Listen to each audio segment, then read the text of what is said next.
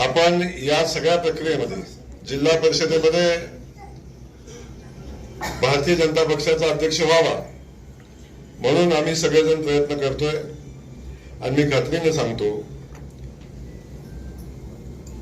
सातारा जिल्हा परिषदेचा अध्यक्ष हा भारतीय जनता पक्षाचा आहे।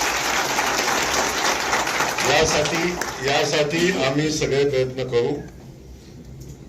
नेतृत्व म्हणून नेतृत्व प्रयत्न करेल। त्यामुळे कुणी असं समजायचं अजिबात कारण नाही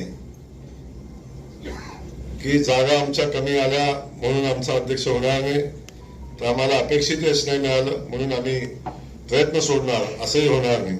त्यामुळे जिल्हा परिषदेमध्ये भारतीय जनता पक्षाचा अध्यक्ष बसण्यासाठी आम्ही सगळे मिळून सामुदायिक प्रयत्न करू, हे या निमित्तानं आपल्याला मी आश्वस्त करेन।